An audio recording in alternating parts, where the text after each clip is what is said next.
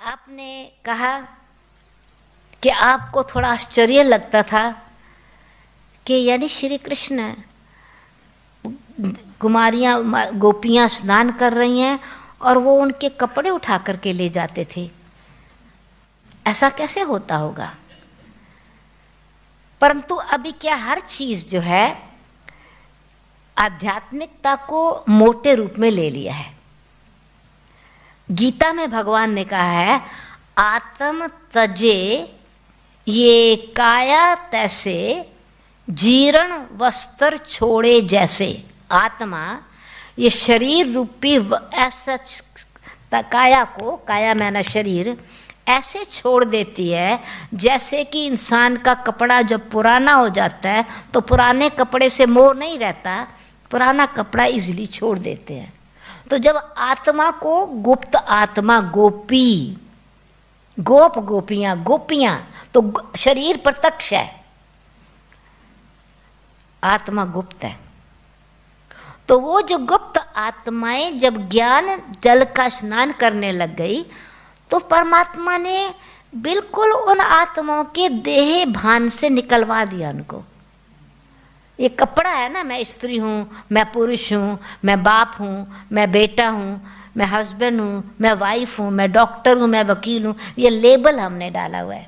आत्मा के ऊपर ये कपड़ा है और कपड़े का अलग अलग लेबल है, किस कंपनी का बना है, किस साइज का है, किस कलर का है। वो जितना वैरायटी आती जाती है उतना लेबल लगता जाता है। तो ये लेबल आता जाता है देह का पहले, फिर देह के धर्म का, देह के रिश्ते का, देह की पोजीशन का, देह की डिग्रीज का, देह की अचीवमेंट का, ये कपड़ा है। तो परमात्मा ने ये आत्मा का जो कपड़ा था ना, गुप्त आत्मा जो थी, उसके जो कपड़े में कपड़े को पकड़ करके बैठी थी, उस कपड़े को चुपचाप उतरवा दिया,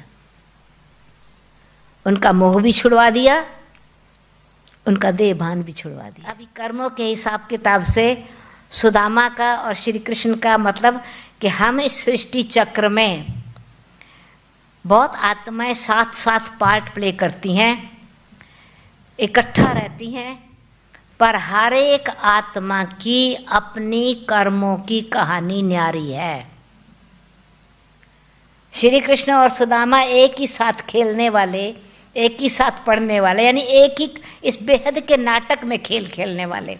अब वो कहानी तो ज़रूर ऐसे करके बनाएंगे ना, यानी इस बेहद के नाटक में साधारण आत्मा, उस समय श्री कृष्ण भी साधारण थे, श्री कृष्ण तो बाद में श्री कृष्ण स्वरूप बने ना। तो हम इस बेहद के नाटक में चलते चलते अपने अपने कर्मों के हिसाब किताब से अनेक गरीबी, शाहूकारी, उतार चढ़ाव में आते हैं। परंतु अगर हमारा प्यार परमात्मा के साथ निस्वार्थ प्यार है और परमात्मा के कार्य में हम कोई दिखावे से नहीं करते, कोई मान शान से नहीं करते, कोई नाम, इतना मैंने दान किया, मेरी नेम प्लेट लग जावे, मैंने अस्पताल में इतना दिया है, पौड़ी लोग चढ़ रहे हैं ना स्टेप्स पर तो देख के फलाने ने 500 पाउंड दिया है, 1000 पाउंड दिया, दीवार पर लिखा जाए, ये नाम शान का दान है। या दान लिया परंतु किसी ने उल्टे कर्म में जाकर के लगाया, उसका अकाउंट बन जाता है।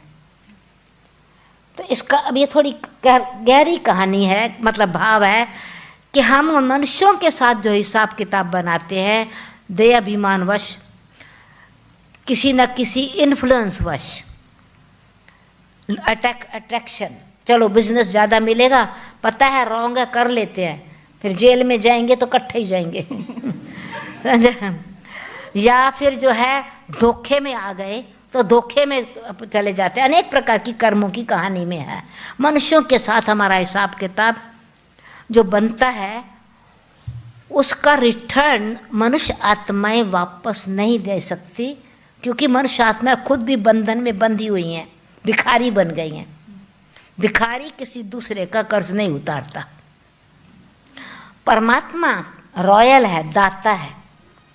तो परमात्मा के कार्य में अगर कोई साधारण आत्मा, सभी सुदामा है एक्चुअली, गरीब है किस बात में, धन बेशक है, मन की शांति में गरीब है, भिखारी हैं, रूहानी स्नेह में भिखारी हैं, स्वमान में भिखारी हैं, गरीब हैं। सारी मनुष्य आत्माएं गरीब हैं, भले लखपति हैं, अंदर खोखला है, कखपति हैं।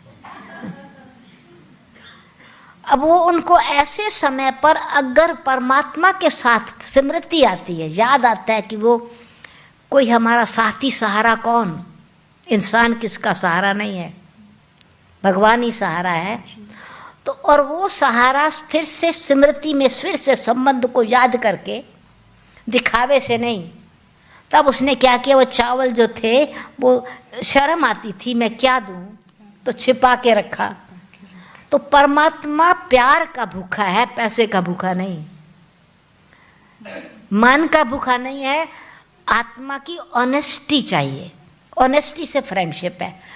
सच पर साहब राजी है, सच्चे दिल से कुछ भी, एक राई भी सोने का पहाड़ बन जाती है, एक छोटा सा राइस हीरा बन जाता है।